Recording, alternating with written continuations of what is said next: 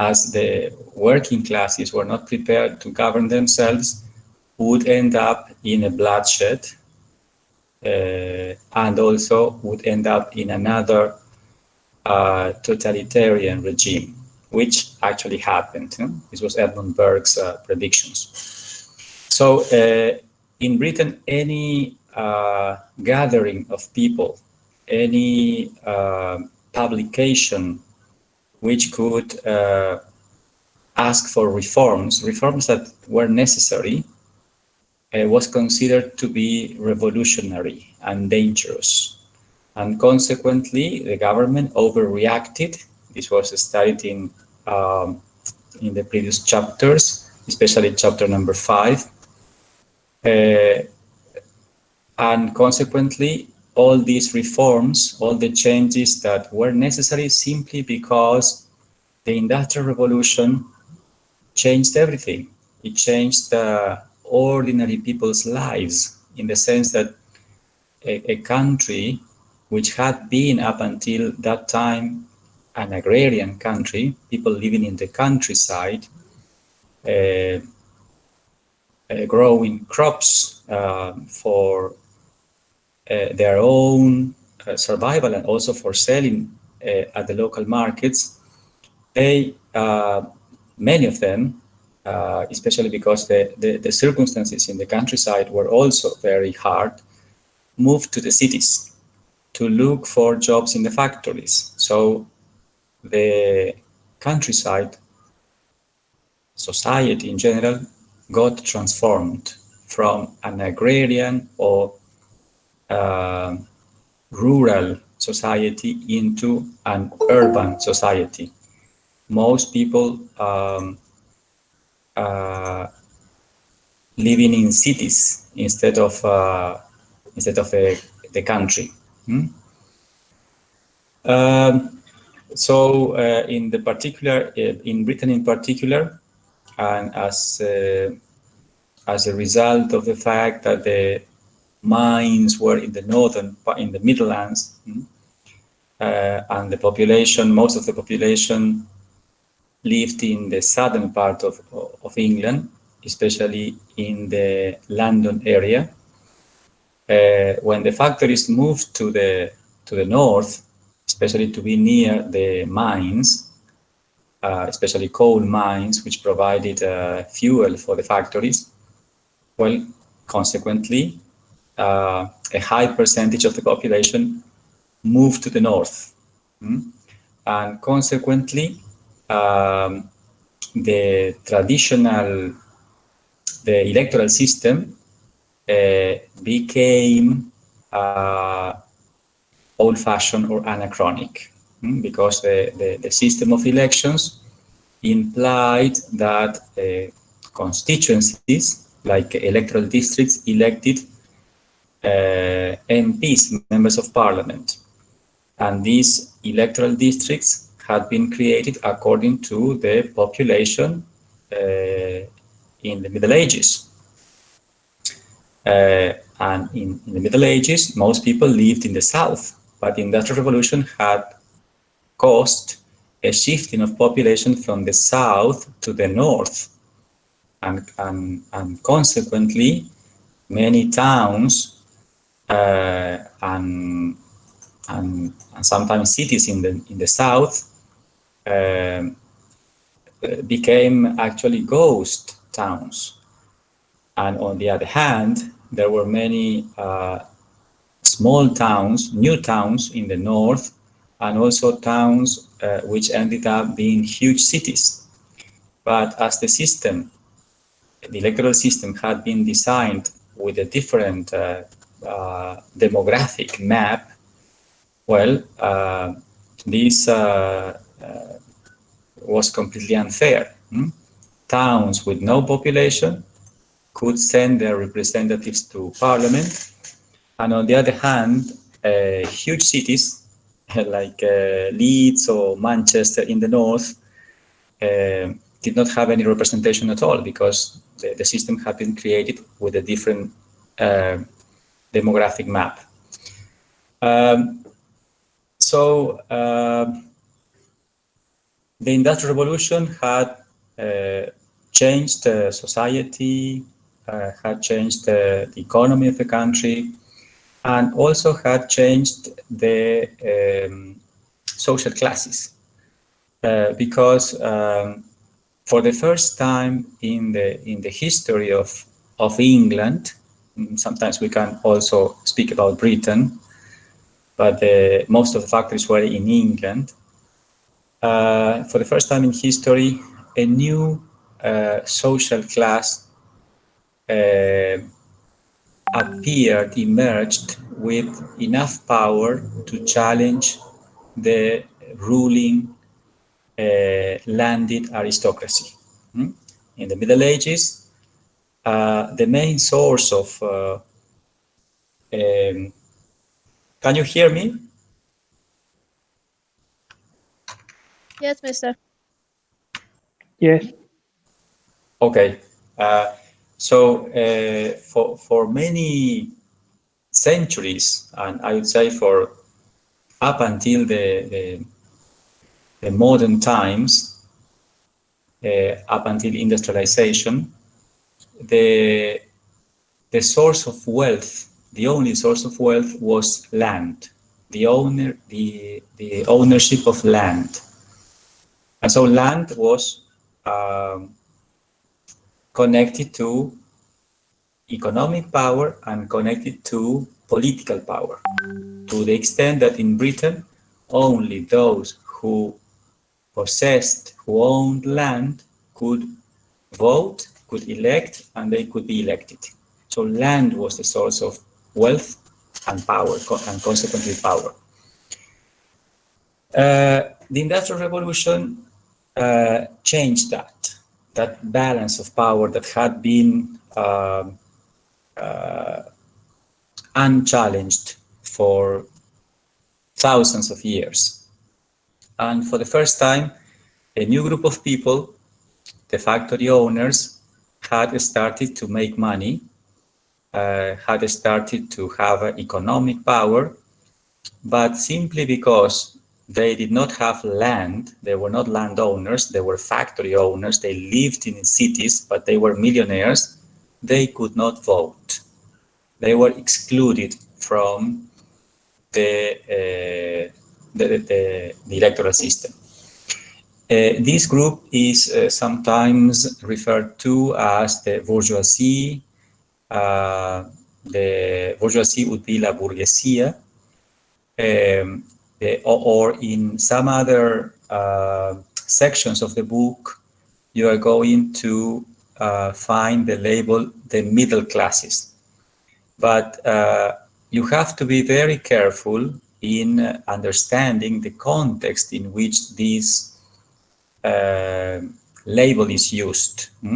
So, as we highlighted at the very beginning, there were practically two social classes. Most people were extremely poor, and then very few people, sometimes 2% of the population, had all the money and all the wealth. The Industrial Revolution, for the first time, created a new social class. And well, this new social class started to be called, to be referred to as the middle classes. But this concept of middle class is very different from the present day concept of middle class. Nowadays, when we refer to the middle class, we are referring to people with a stable income and who normally has a place where to live and enough food and sometimes a car. This will be the middle classes. In this particular context, when we come across the label middle classes, we are referring to the bourgeoisie, to the factory owners who were millionaires, who were people with a lot of wealth. Okay. So when as a result of some political events like the changing of prime minister, a new king, a change in government from the late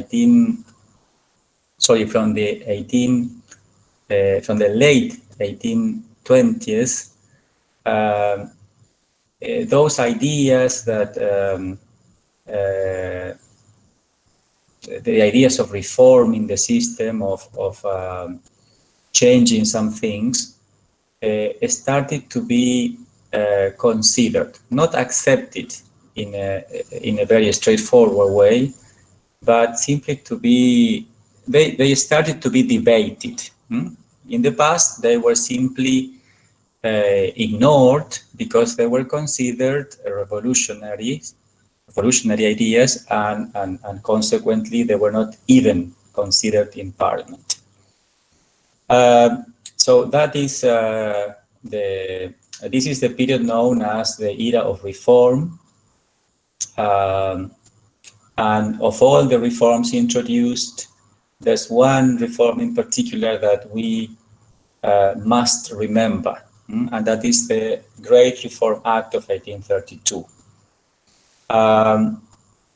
The Reform Act of 1832 aimed at changing this system, the electoral system, and it basically aimed at, there were two objectives. On the one hand, to enfranchise more people, to give more people the right to vote. Before the Great Reform Act of 1832, even when Britain was much closer to the present-day concept of democracy than France, for example, and than many other countries in the world, Britain was not a democracy. That's why we spoke about a balanced constitution, sometimes between inverted commas, because it was not actually balanced. Britain was an oligarchy. So they voted. In France, they didn't vote. There was an absolutist monarch. In England, people voted, but not everybody could vote. And only 1 in 10 men, not women, enjoyed the right to vote. Okay? So there were two aims. On the one hand, to give more people the right to vote, to enlarge the ballot. The ballot is el padrón. And the other one was to correct the problem with the distribution of MPs and the organizations of the constituencies. In Britain, even today, the country, Britain doesn't have a federal political system like Argentina or the US, where the country is divided into provinces or states, and then the provinces are divided into smaller political units, what we know in Spanish como departamentos or partidos in the case of Buenos Aires. In Britain, the country is divided in electoral districts, more or less of about the same number of voters. And consequently, each constituency elects an MP to sit in the House of Commons.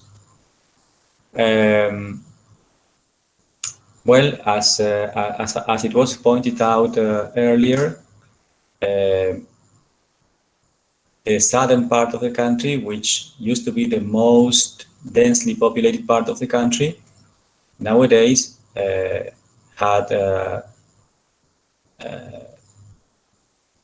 undergone a process of shifting of population towards the north. And so something had to be done in relation to this. So the Great Reform Bill, the Great Reform Bill of 1832 accomplished two things. On the one hand, it actually enlarged the electorate. More people were given the right to vote, but according to depending on the scholars or the historians. Some historians believed it was that it was not, or it is not as important as some other historians believed it was. For example, in the sense that, well, the ballot was enlarged, but there was still 1 in 5, 1 man in 5 men had the right to vote. This was a great accomplishment, but it was not enough. And then when we analyze the requirements to vote, the main requirement to vote was either to have land or to pay at least £10 in rent. Nowadays, £10 is nothing, but in those times, this implied that the actual group which was given the right to vote, which was enfranchised, was the group I was referring to, the bourgeoisie, the middle classes, the factory owners. While the working classes, which had supported and who had campaigned with the middle classes for a parliamentary reform, they were bitterly disappointed. So in this respect, the Great Reform Act of 1832 was not that good. But the other change introduced by the reform is much more important. And this change has to do with the redistribution of the seats in parliament. So many barras or small towns or constituencies which had lost most of their population were deprived of sometimes one of the two MPs and sometimes both, and those MPs were redistributed among the new flourishing towns and cities in the north. But again, the working classes were excluded. I always believe that it's very important to analyze every single event in the historical context. And here, when we are talking, when we refer to voters, always bear in mind. You should always bear in mind that we're actually talking about men. We are going to analyze in this same course the process in the 20th century by means of which women obtain the right to vote.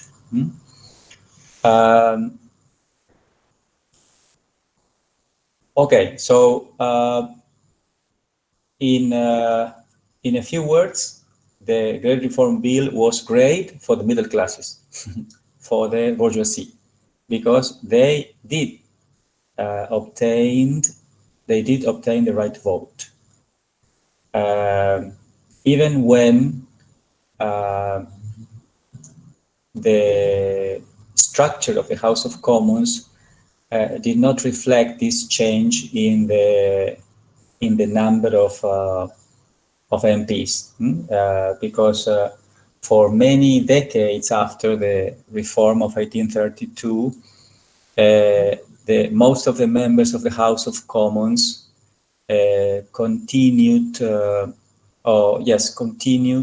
being members of the landed aristocracy, even when the middle classes, the bourgeoisie, the factory owners, now or after the reform, had the right to vote and also to be voted, the political rights. Well, then at the end of the same chapter, this era of reform, even when we spend a lot of time analyzing the reform, the parliamentary reform of 1832 because of its significance, there were other important reforms introduced by the same political party, the Whig Party or the reformers. For example, in 1833, for example, slavery was abolished throughout the British Empire. And even when it was an atrocity, and nobody can deny that, it is also worth mentioning that it was by 1833, it was abolished all through the British Empire. Even when slavery existed, and even exists today, existed much before the cruel business the British had in the purchase and sale of human beings known as slavery. Then during the same period of reforms, reforms were introduced in education. For the first time, the government, as they realized that new people were getting the right to vote, they decided, well, we need to be much more concerned about educating the people. And that's why for the first time they started investing public money in education. And then in 1833, a Factory Act was introduced, which limited the hours of children employed in cotton textile mills. This may sound like a joke if you read it, if you analyze it from the present day historical, from the perspective of the 21st century. But as I always highlight, no historical event can be analyzed outside its specific context. And this doesn't mean that you are justifying it, but in order to be in order to analyze the phenomenon critically, you need to understand the context. So for those times, for this early stage of the Industrial Revolution, where children as young as 5 or 6 years were already working in the factories and working for sometimes 12, 20 hours, this improvement, this Factory Act, was a great success. Of course, nowadays it is an atrocity to even think about children working in factories. And here the Factory Act only limited the hours of children employed in cotton textile mills. It didn't actually prohibit. But then of all the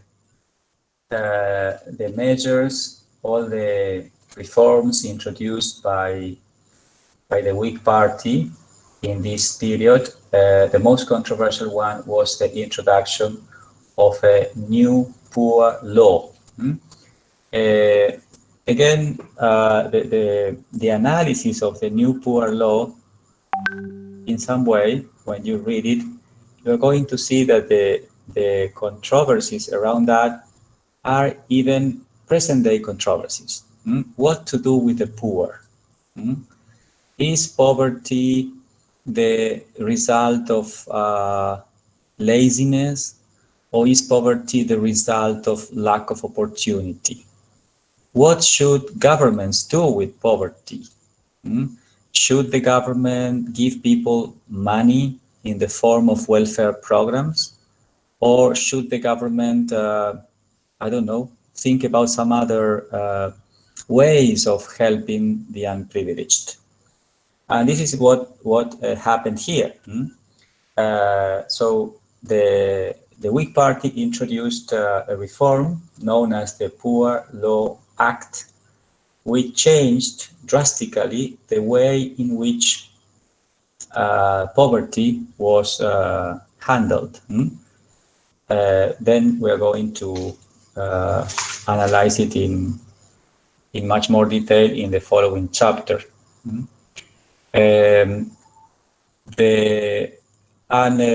Finally, the Municipal Act. This was similar to the Great Reform Act of 1832 in the sense that it created councils. Councils would be something similar to consejos deliberantes in a number of larger towns and cities.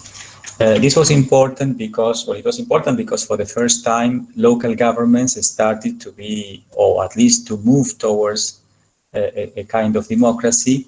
And also it was important for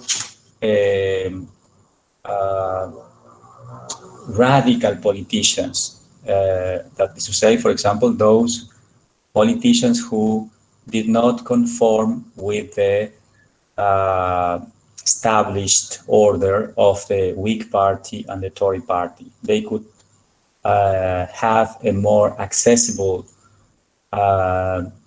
entrance to government by getting elected as a councillor, como concejal en lugar de miembro del Parlamento, which was something impossible. Okay.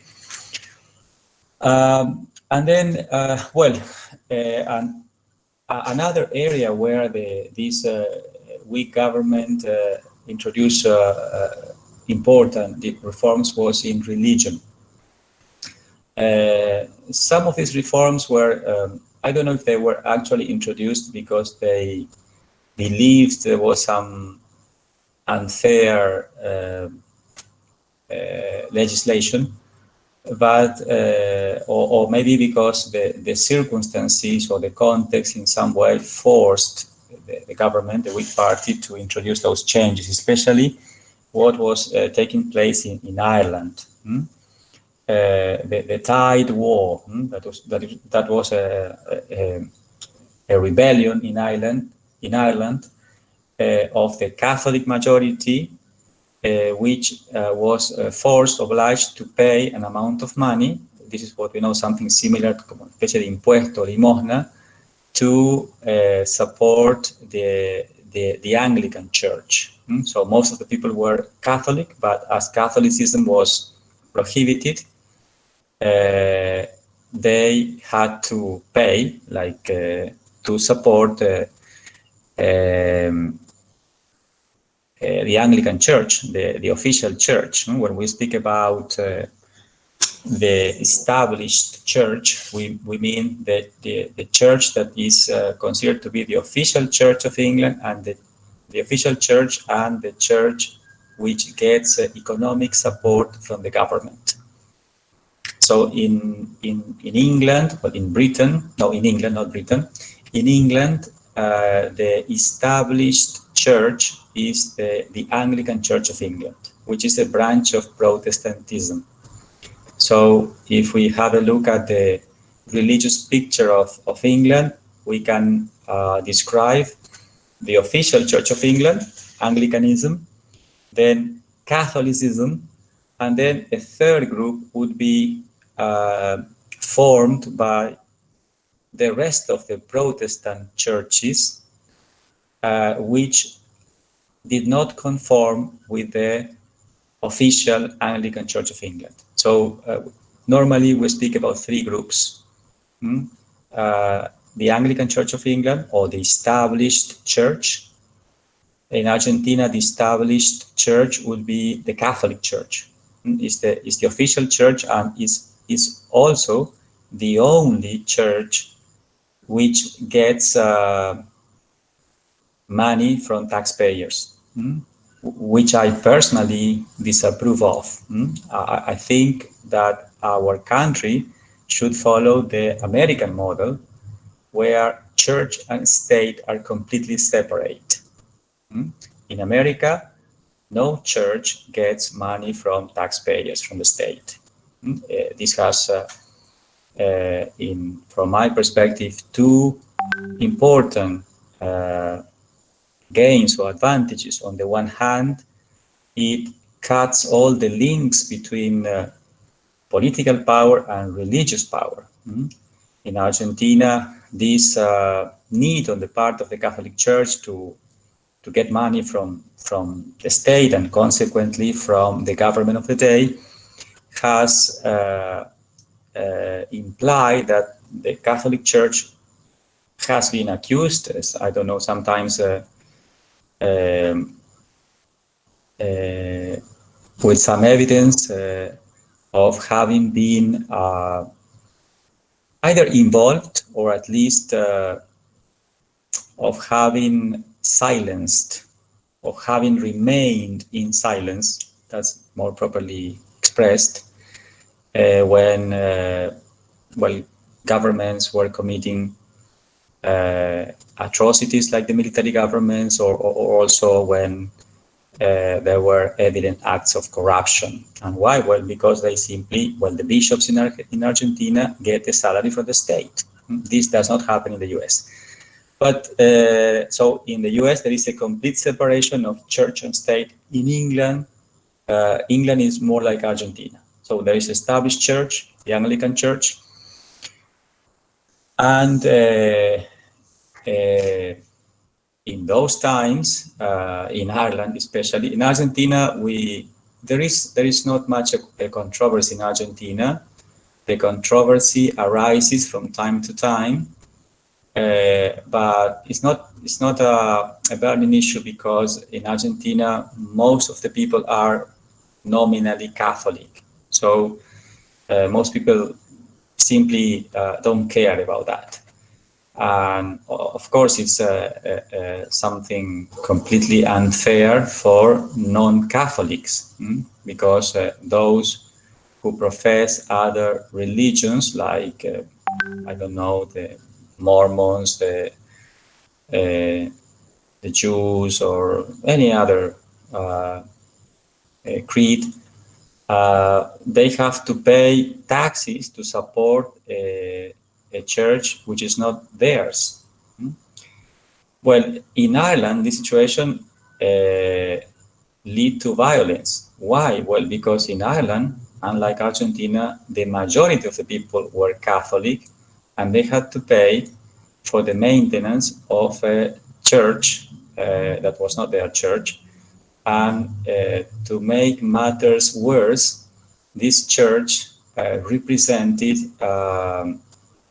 the sad and bloody history of English occupation. Even when we know that by the 19th century, as I pointed out earlier, the two groups in Ireland were the original Irish versus the English Irish, those descendants from the English.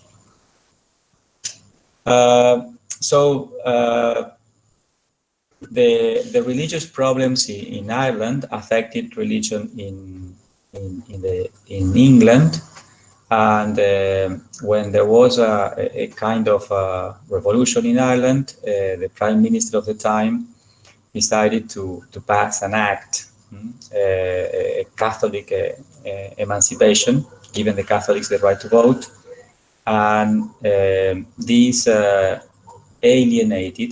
made Anglicans in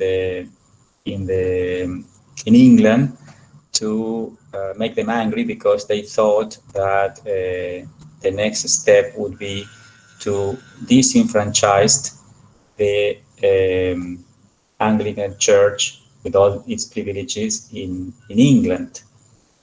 Besides that,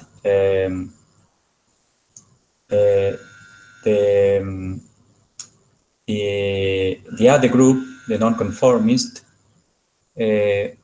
I live in an apartment, and I don't know the my neighbors are making a lot of noise. Sorry for that. So when I describe the religious picture in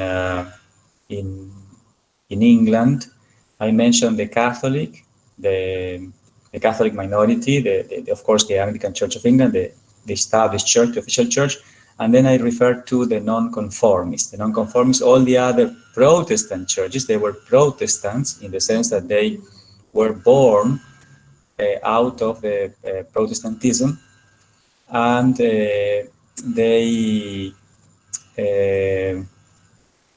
did not conform with the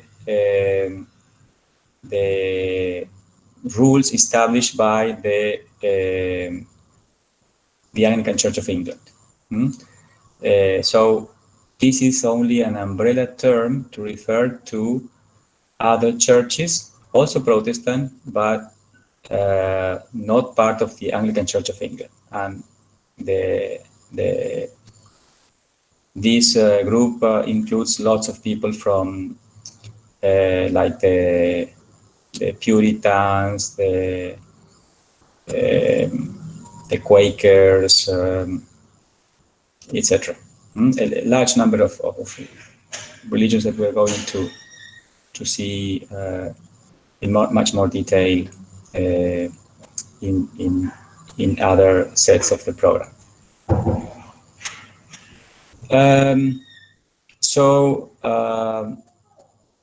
All these reforms, all these changes, even when they were positive, they, in some way, they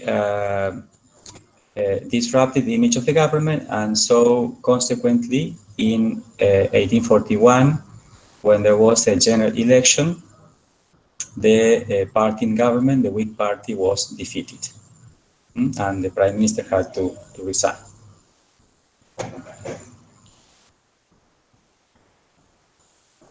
Okay, 1 second, please.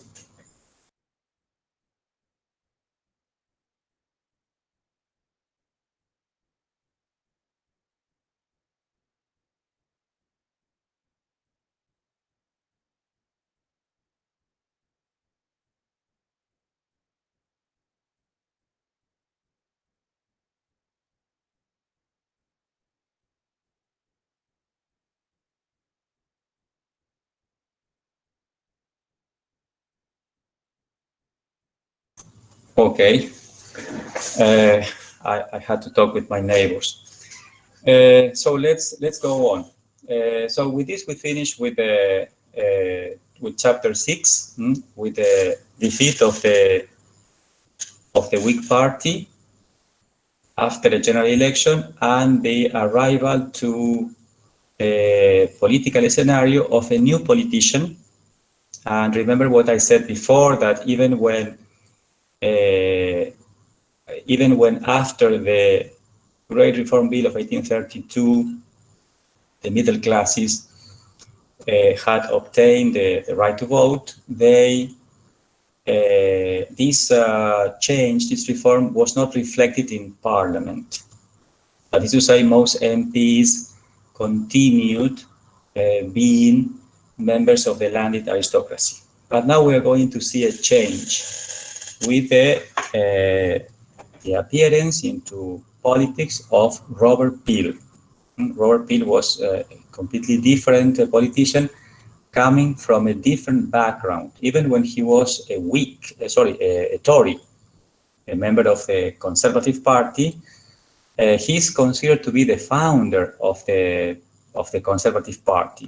The Tory Party, after Robert Peel, started to be called the Conservative Party, and the Whig Party, little by little, became the Liberal Party. So in chapter 8, we're going to see in what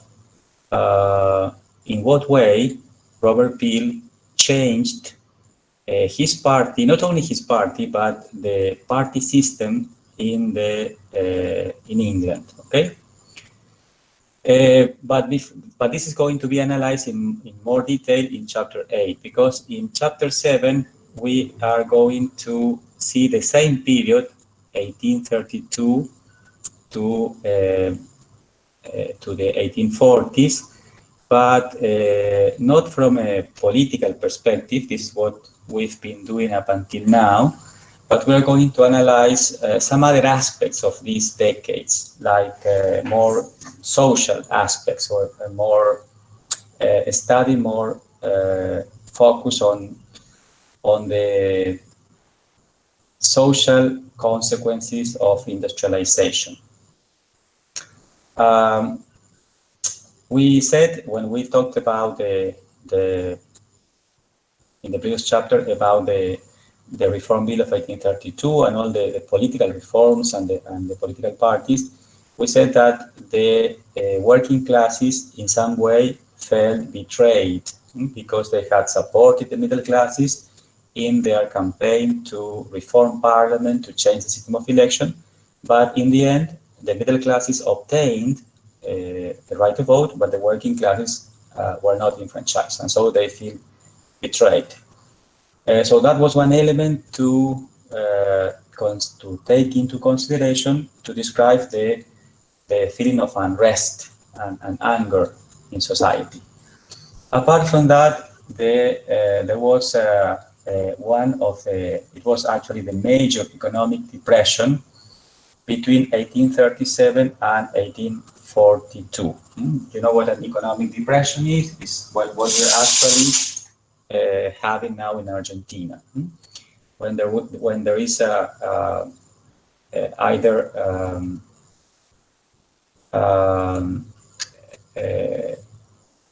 a reduction in the productive capacity of businesses, or a complete stop. Consequently, the working classes were angered for having been excluded, and at the same time they had to face all the consequences of the depression. A decrease in their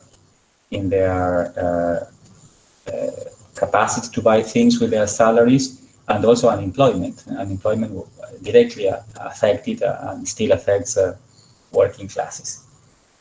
That's why in this chapter, all these situations in some way can be used to explain a social movement that is known as anti-industrialism. That is to say, a feeling. Some people felt that the introduction of machines and all the changes it brought about, the shifting of population to the cities, to change their lives from working with their families to working in factories, isolated from their families and working by the hour instead of working according to the needs that had to be done in the farm. So there was a feeling that industrialization had changed life for the worst, and that's why the author speaks about smoky towns. Had become also places with unhealthy houses, with crime, vices like alcoholic, like drinking and diseases,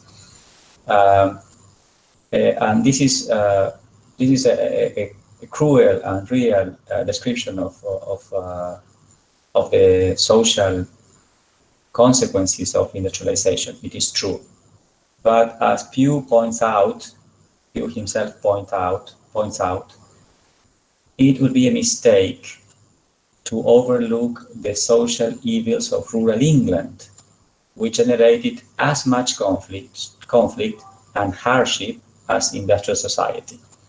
So sometimes when I debate about this topic, people say, well, it's undeniable that the Industrial Revolution had terrible consequences. And I said, you are completely right. The social context was terrible. Children working in factories, people being exploited, working. There were no holidays, no Sundays, no Saturdays, no leave of absence, no um, health insurance. So people could not get ill.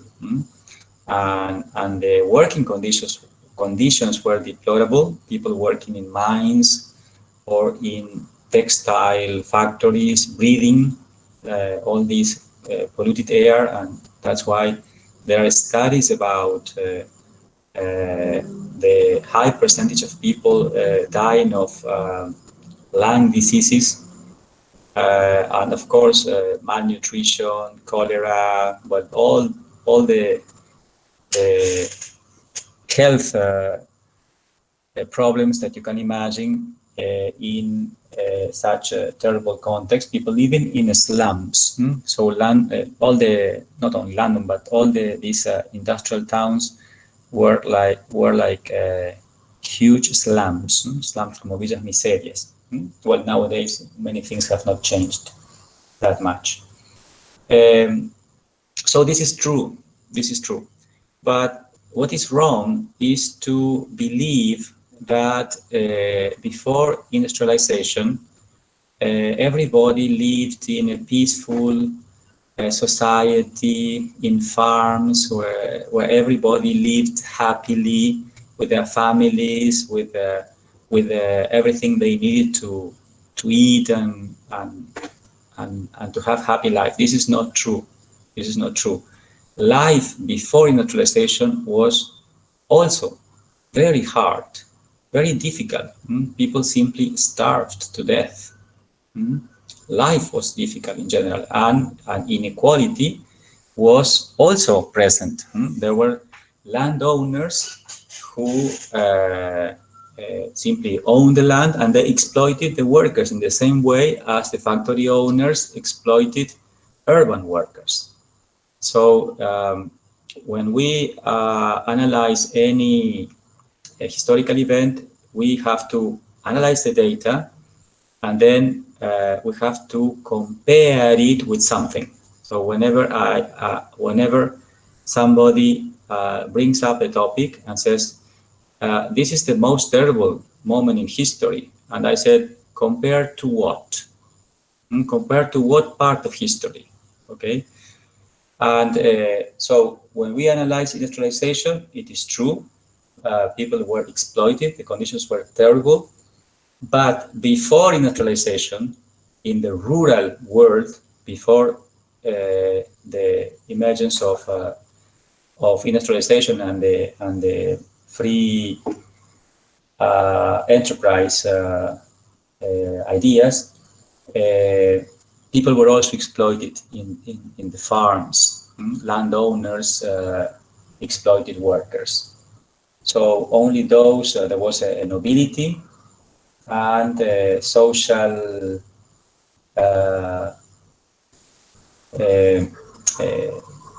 social movement to move from one social class to another was impossible, unthinkable.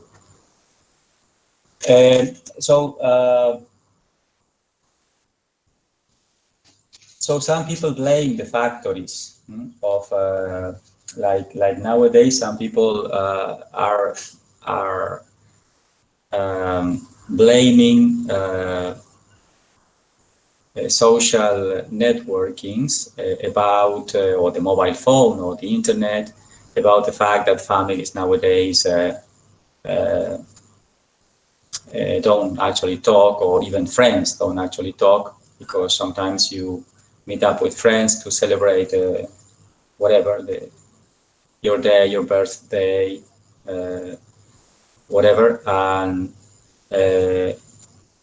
all of a sudden you notice that everyone in the room is looking at their mobile phones. So they are connected with the rest of the world, but they are not connected with the people you are with. You are not enjoying human contact. So some people blame the mobile phone. Some people blame the social media. Um, some people have also, some scholars, sociologists, are studying phenomena like the um, tendency of human nature to vandalize other people in the social networkings like Facebook or Instagram or Twitter, where sometimes hidden under anonymous profiles, people enjoyed joining the mob to attack and destroy someone. And I think this is not very much different to what people used to do many centuries ago, when somebody was accused and taken to a square, to a public place, and stoned at. Nowadays, people do it on Facebook or on Twitter. So there's a tendency to harm, to destroy other people. Now we do it anonymously, but I think that this is something personal. I think that social networkings have contributed to take us back to some primitive stages that we thought had been overcome. Something similar happened with industrialization. All of a sudden, we are facing changes that we are not very much used to. Something similar happened with the radio, and then with the television. And now it's the social networkings.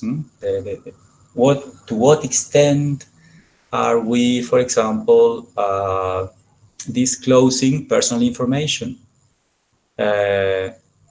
To who is in charge of, who owns this information? And what is this information used for? Because in our Facebook accounts or Instagram, etc., we are displaying personal information about, especially pictures, photographs, and also our preferences, the kind of music we like, our political views, sexual orientation, religious views, the kind of things we consume, whether we like, because, well, you know that Facebook and all these social networkings worked on the basis of giving you what they know you like or you are looking for. That's why you get, if you're interested in gardening, you will get profiles who are interested in gardening, or people who think in the same way you think. And consequently, in some way, we are being isolated from the rest of the world, because we tend to read only the things that only the people that are that have similar views.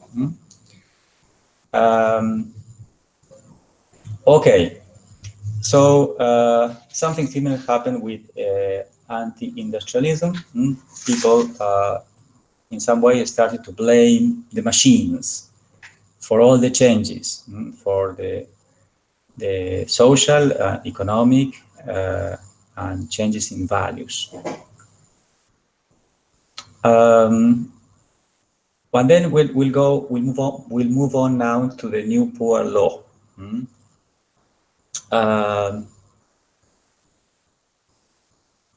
The New Poor Law was a law passed by the government in the 30s, which aimed at reforming the system of charity, or the welfare program. Nowadays, the term currently being used to speak about this state, this state system to help people in need is called welfare programs. But this term was introduced in the 1920s. Now in the 19th century, they use the term poor relief, the help given by the state, not even the government, to help those in need. And this reform was influenced by the political and economic views of the 19th century. And they wanted to change the system. The system was basically designed to work with the churches, with the parishes. So the government gave parishes money, and this money was distributed among those who were unemployed or living in the streets, the homeless, etc. But under the context of the philosophical ideas that were fashionable at that time, they believed that poverty was the result of laziness and irresponsible behavior. And it was also a very expensive system to maintain. So they had the wonderful, between inverted commas, idea of creating a new system which basically implied the building of special places like hospitals or prisons where those who were found unemployed or homeless were taken to.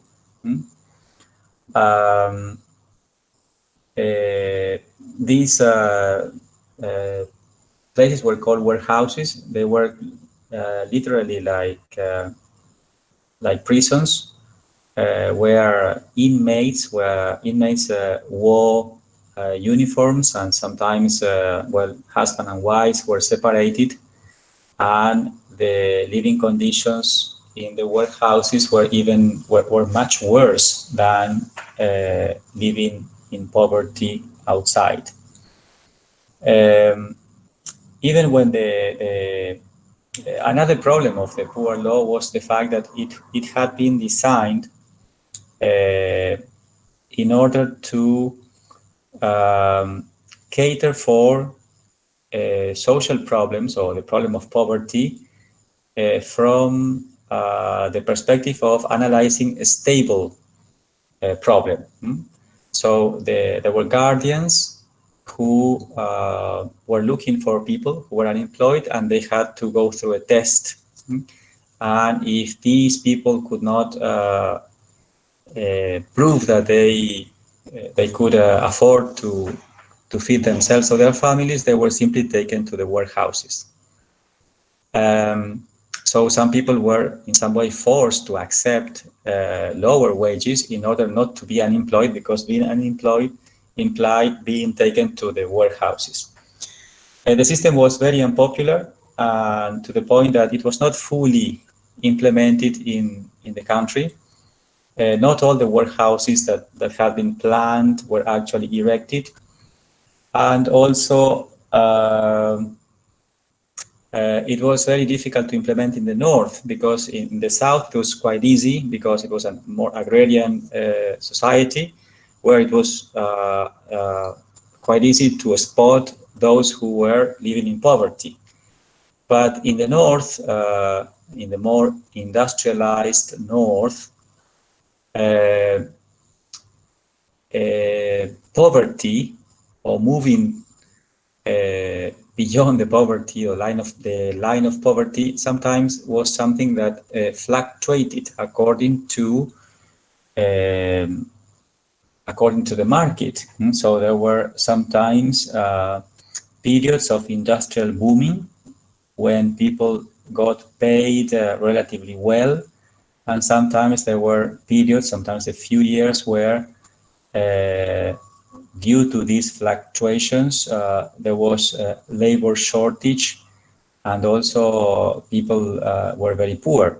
But sometimes this was just a period, and so it was very difficult to send a person who was temporarily out of job or jobless to a warehouse. That's why it was never fully implemented. And this is also the so on the one hand, we said that the new poor law was conceived under this philosophical view that poverty was the result of idleness.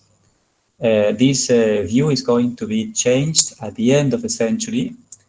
We are going to see it in much more detail later, when some studies were conducted that came out with results which proved that in some situations this poverty was not the result of idleness, but the result of lack of opportunity. That people were poor simply because they had never had the chance to leave poverty. And these studies also had an impact in the policies implemented by the government. But this is something we are going to see at the end of the 19th century. Now we are during the first half of the 19th century. So the warehouses were, even when they were not the system was not fully implemented, it did have an impact in Victorian England. From an economic point of view, of course, expenditure was reduced, and this system of warehouses was also, or it also impacted in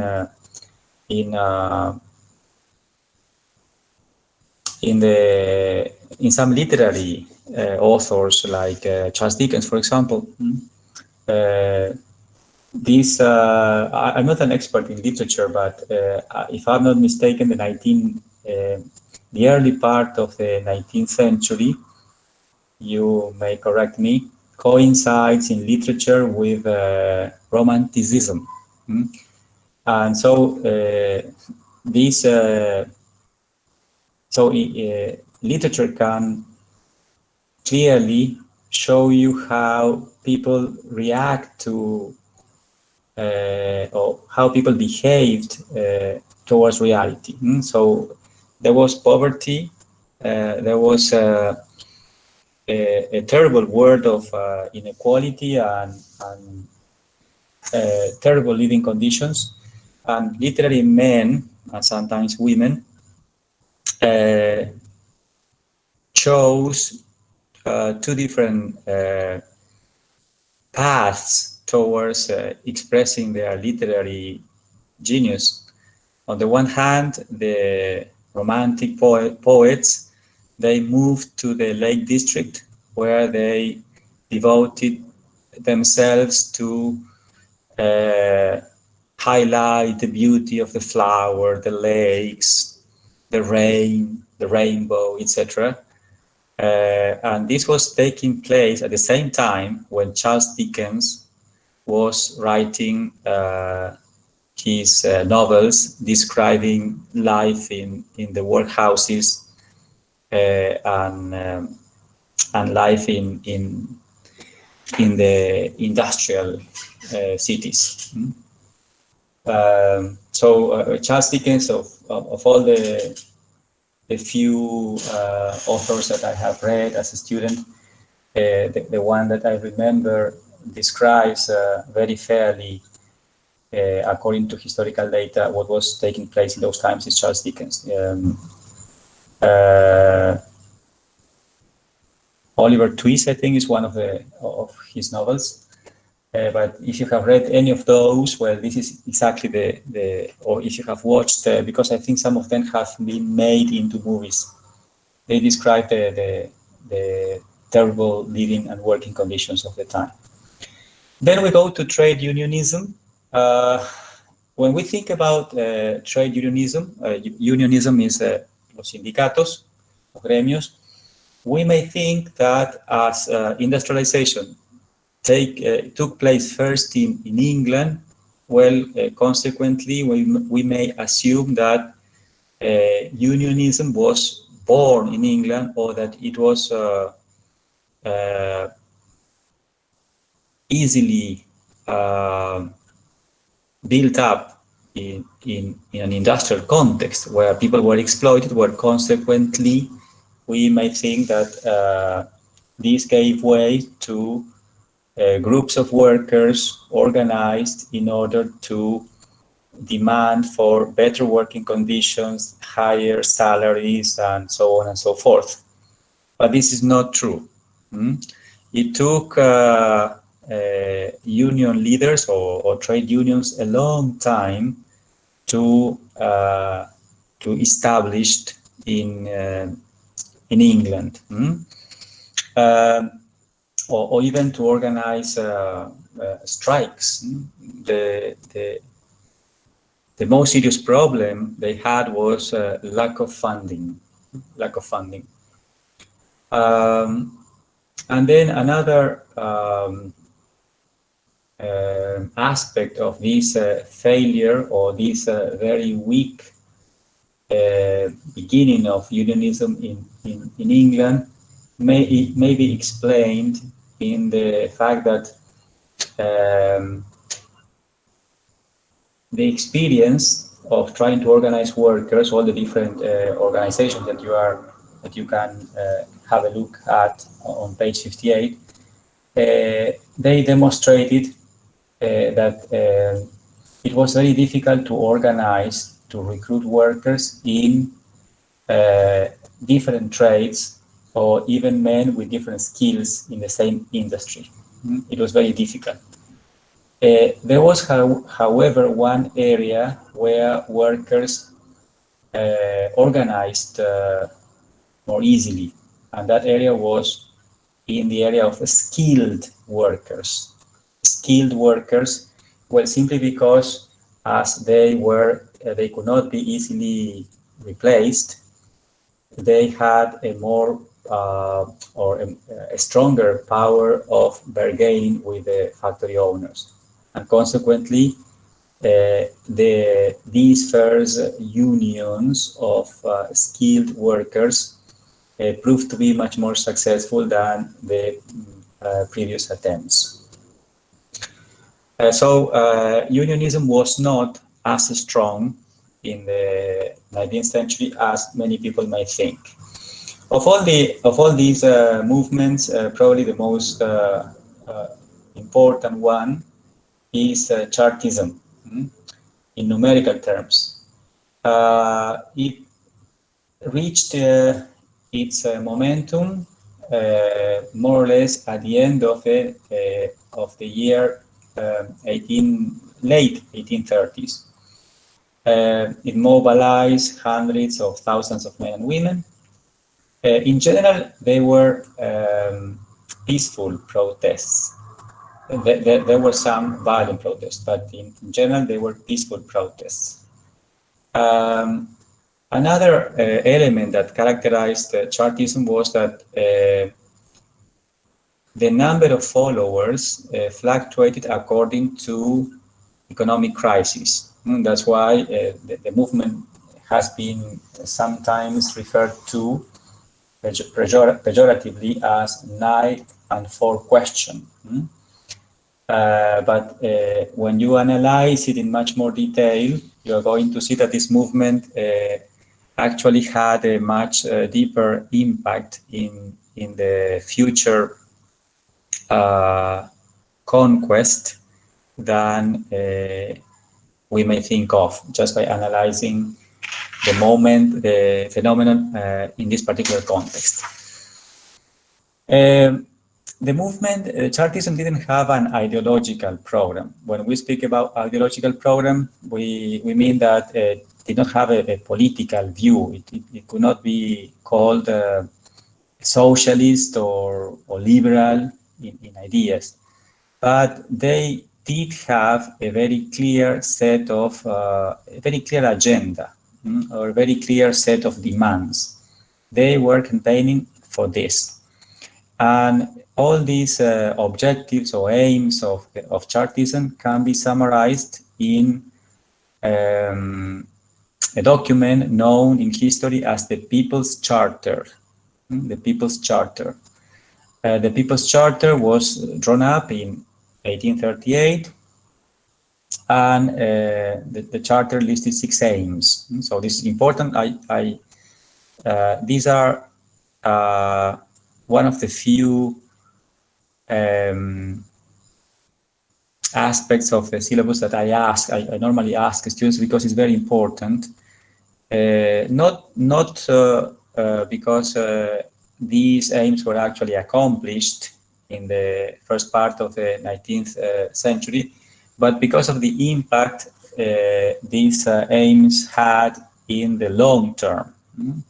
So the 6 aims are these were actually the things they were demanding.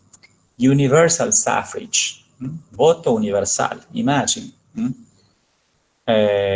in the 1830s, there were people demanding for universal suffrage. Abolishing or the abolition of property qualification for MPs. In those times, in order to be able to be a candidate for parliament, you needed to prove that you had a property, that you had land, okay? And well, consequently, only a few members of the landed aristocracy could get elected. The other aim is equalized constituencies. Well, I've already talked about a constituency. A constituency is an electoral district of about, is a division of the country into electoral districts of about the same population. So it's not a political division, it's an electoral division. It exists only for the purposes of electing MPs for the House of Commons. So as you can imagine, in those parts of the country where the population is higher, there are more constituencies. I don't know, in the London area, sometimes, I don't know, the east part of London may have 20 or 30 constituencies, while in the mountainous northern part of Scotland, sometimes large territories constitute only one constituency. It is simply because the population is scarce. So they were asking for equalized constituencies and the payment of MPs. Imagine those times, workers could not afford to be members of parliament because they had to eat. So only those who had land, who were members of the aristocracy, who did not work, had the time to be members of parliament. Universal suffrage, abolition of property qualification for MP, annual parliaments, that parliament should meet up every year. The secret ballot, el voto secreto, the secret ballot, equalized constituency, and the payments of MPs. Sometimes when scholars analyze Chartism, I forgot to mention that the method Chartism used to protest and to mobilize people was by submitting petitions to Parliament with lots of signatures. Nowadays we do it online, but this was the strategy. When we think about Chartism, analyzing it in the decade where Chartism was or reached its climax, we may consider it a failure, because none of the demands they were campaigning for was actually accomplished when the movement was alive. But if we analyze it from a historical point of view, we can see that eventually, in the end, all these things were accomplished. But of course, not when the movement was actually alive. That's why this is important to highlight.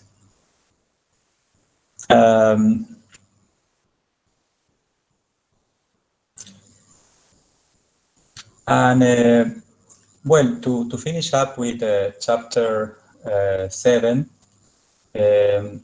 some scholars have studied why is it that Chartism was not or did not have the impact in the establishment, in the government. Why is it that all the attempts to introduce more reforms in order to introduce their demands were defeated in parliament?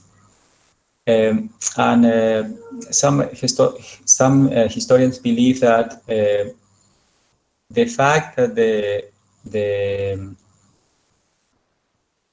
the established order was in some way maintained, it's because the English managed to introduce the necessary changes at exactly the right moment. For example, the political change of 1832 with the Great Reform Bill of 1832. This reform gave or granted the middle classes the right to vote, political rights, and consequently avoided a much stronger movement where the working classes and the middle classes would be joined in order to overthrow the system. So by giving the middle classes the right to vote, the upper classes managed to remain in power and in control of the system. Okay, let's have a look at the time. Is there any question? You can demute, unmute, and ask me. Or well, I think there's nothing in the chat.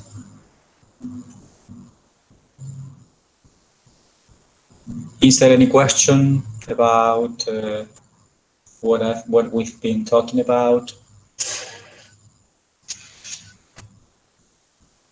I forgot to tell you at the beginning of today's class that it's always, if you don't feel like using your microphones to talk or to ask me directly, you can write down the question in the chat and then I will read it out.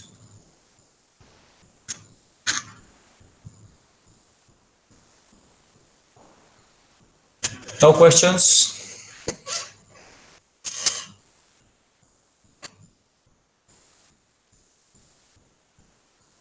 No questions. Okay. Excellent then. Well, so yeah, let's see. There's a question. That's important.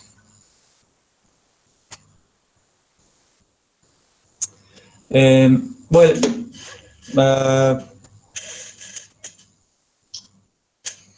let's see. As regards names, I am not particularly, as a history teacher or as a teacher of English history, I am not particularly interested in, I think this is something I've already said, but never mind. Sometimes it's worth repeating some things. I'm not particularly interested in names and dates.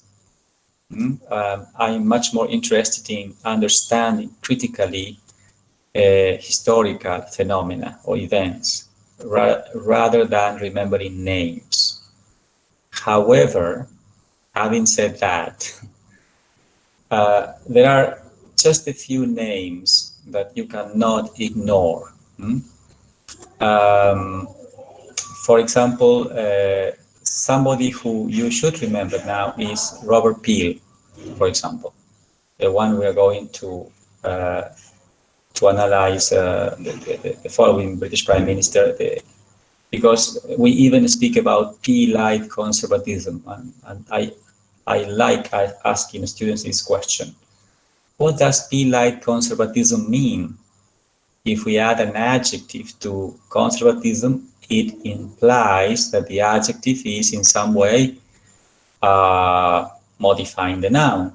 So it implies that conservatism is that Peel-lite conservatism is different from ordinary or classical conservatism. So so Robert Peel is a name that you should remember. Maybe I normally do not ask about Liverpool after the war, because he was a prime minister for many years, for a long time. And something that I said, I pointed out already, and you probably noticed because I'm sure you have noticed it, is that nowadays there is much more importance to the names of politicians and prime ministers than monarchs. In English History 1, you had to remember the names of monarchs, as nowadays we are in analyzing the process by means of which Britain got transformed from an absolutist monarchy into an oligarchy and then into a democracy. Well, we necessarily have to focus our attention on the names of prime ministers, some of them. For example, some names that you should remember: Gladstone and Disraeli. They are yet to come. They haven't been analyzed yet. During this, they are going to be prime ministers, and they are going to hold the position of prime minister many times. So after reading 3 or 4 chapters of the book talking about Gladstone and Disraeli, well, you should remember Gladstone and Disraeli.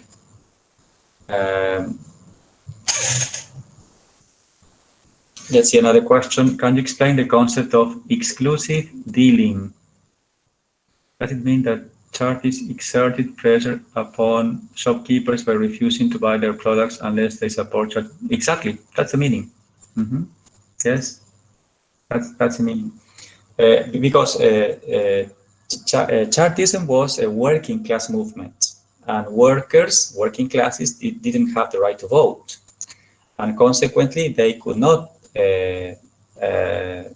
present a candidate for election, and consequently, of all the candidates, they supported those candidates who at least spoke about reform, and the only way they thought of to put pressure on voters, and remember that voters were shopkeepers, people who could pay a rent, and so they in some way put pressure by telling them whether we are going to buy in your shops unless you vote for our candidate, or at least the candidate who expressed more open views towards reform. And something that cannot be ignored here is that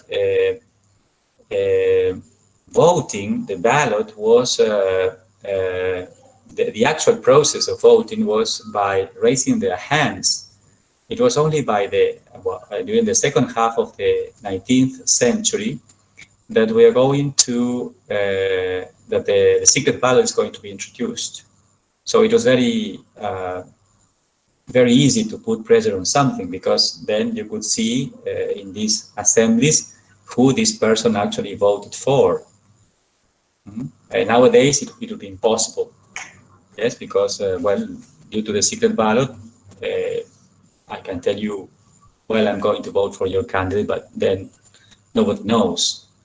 But in those times, it was very easy to know what candidate a person had voted for. So these are things that nowadays we take for granted, but in those times there was a list, and so people were saying just Walter Palavecino, who do you vote for? In front of everybody, and Walter had to express his political views.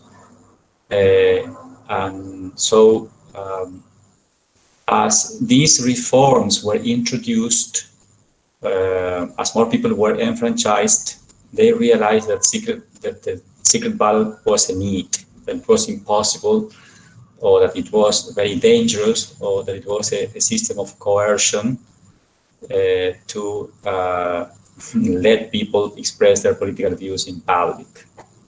Nowadays, we take it for granted. Okay, I'm very happy that at least there are questions. I like answering questions. There are no silly questions. There are no silly questions.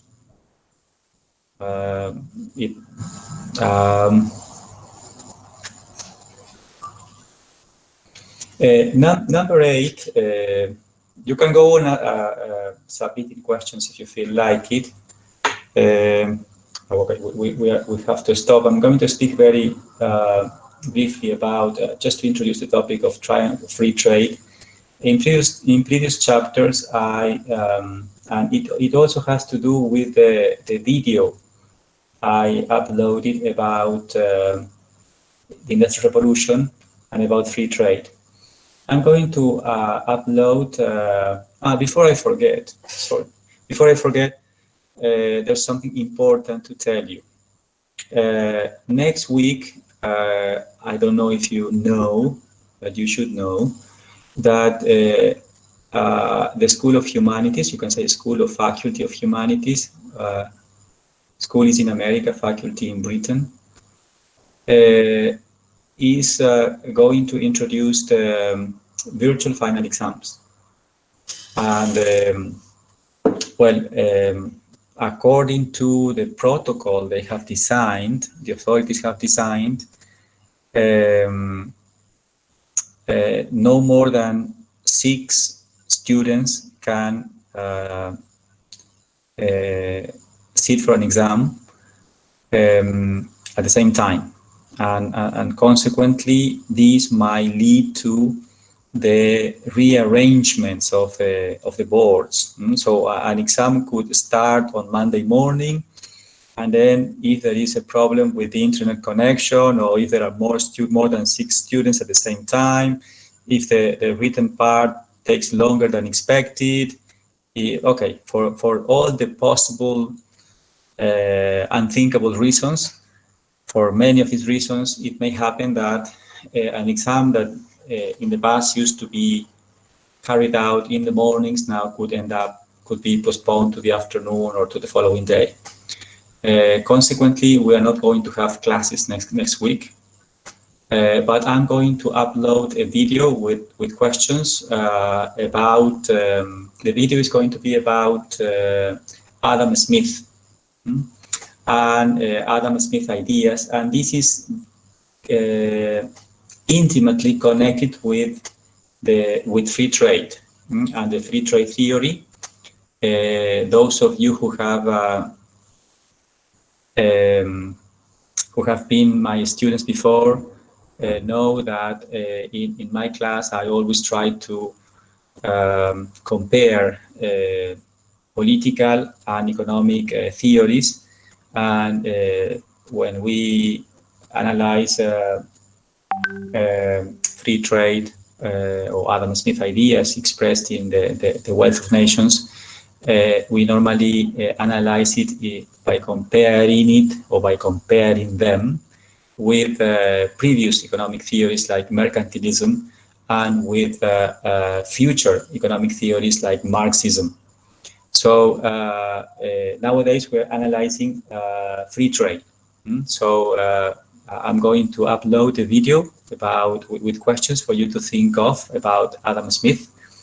Adam Smith only produced 2 books, but very important ones, especially because of all the changes, the way in which his ideas changed the world. And it is going to help you to understand chapter 8, the triumph of free trade and the emergence of a politician for the first time, Robert Peel, who did not belong to the landed aristocracy.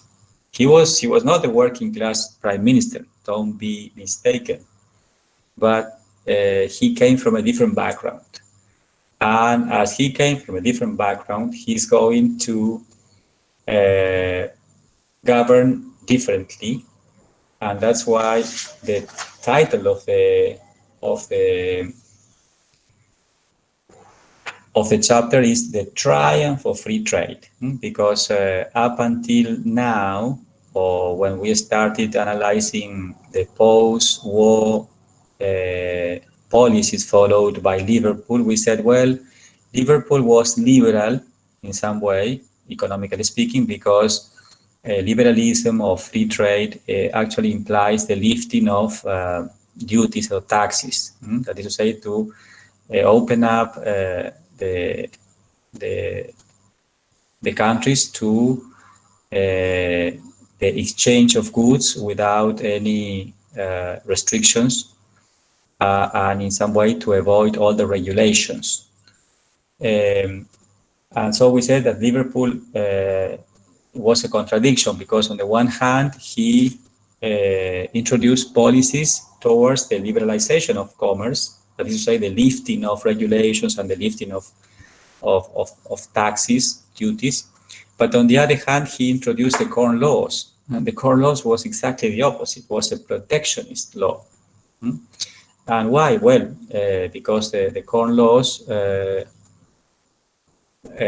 was a measure introduced to protect Liverpool's interest and the interest of the group that was in power, the landed aristocracy. So they wanted protection from competition from abroad. In this case, it was competition from corn brought from other countries, so that those who produced corn at home could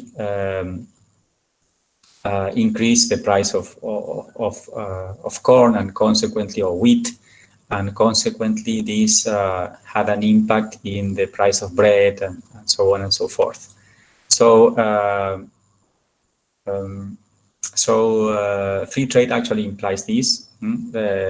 Is the lifting of regulations, the lifting of taxes, and the idea in some way is that it is revolutionary, because before Adam Smith, the most common political view, economic view, was that of mercantilism, that each country should try to protect their own products, and trade was perceived as a war. Those who bought were considered to be losers, and those who sold were the winners. But Adam Smith said, he expressed, in order to create wealth, we have to let the forces of the market to exchange goods. And by competition, each country is going to improve by taking advantage of their own competitive advantages. So if a country has if a country has a climate and a soil suitable to produce bananas, why this country, let's say Ecuador or Brazil, why this country should try to produce wines, okay, or nowadays the same debate, and this is something I keep saying all the time. that this course, English History 2, unlike English History 1, is a course that aims at opening up your mind, because most of the things, many of the things that are being debated here nowadays at present are not new. And the debate over economy, to what extent the state should control economic variables such as salaries, price controls, to what extent should the government, for example, nowadays what's going on in Argentina with the dollar, does the state have the right to control who purchases dollars, or what kind of currencies should ordinary people save their earnings, their salaries, or should the state let the people free to do that, to save in any manner, individual things suitable. There's a question. Did the Russian Revolution have any impact on England? You mean the Bolshevik Revolution? Yes, we're going to analyze it, but the Bolshevik Revolution was in the 20th century. In 1917. So yes, it had an impact all over the world, because it was the first country in adopting Marxist ideas, and even when Marx lived most of his life in London, he's actually buried in London, and he wrote Des Capital, El Capital, just by observing what was taking place in England. His ideas did not flourish in England. And this is one of the questions many people ask themselves. Why is it that Marx wrote El Capital, Des Capital, describing an industrial model, but his ideas ended up bringing about what Marx had predicted, a revolution, not in England, but in Russia.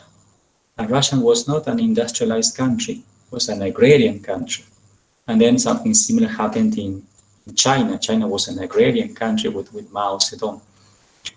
But these are topics for the 20th century, and we still have to finish up with the 19th century. Now we are getting to the middle of the 19th century with the triumph of free trade. We are going to see.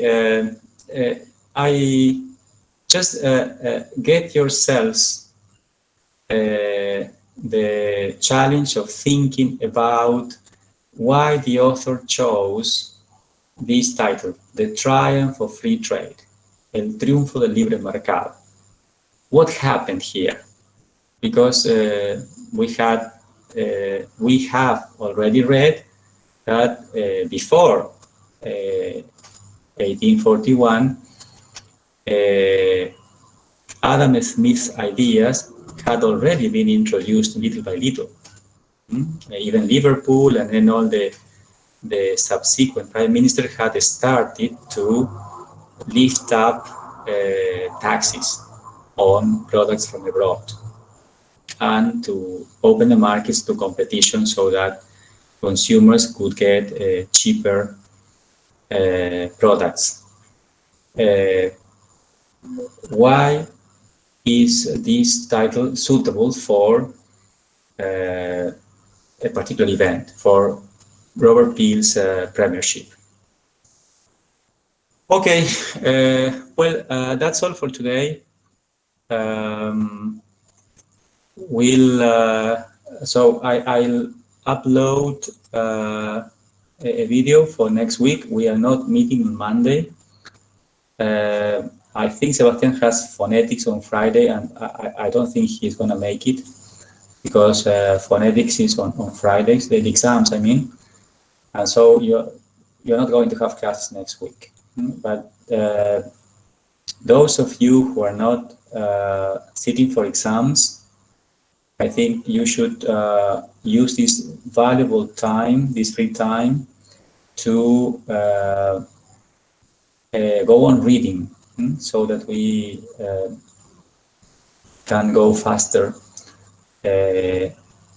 after the week of exams.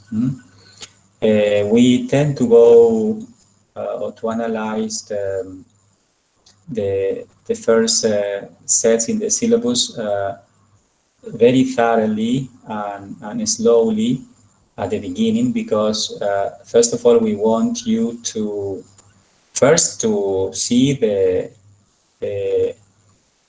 discursive style of the author, and to see the also the approach and the aspects of the main features of this course according to what parts of the content of the course we consider important and which aspects of the course are not important. But then as we move on, we will have to accelerate the pace, to improve the pace, because the syllabus is quite long. There are seven sets, and we are about to finish set number 2. Okay. All right, that's all for today. See you in a fortnight. No, not next Monday. Okay. Bye bye.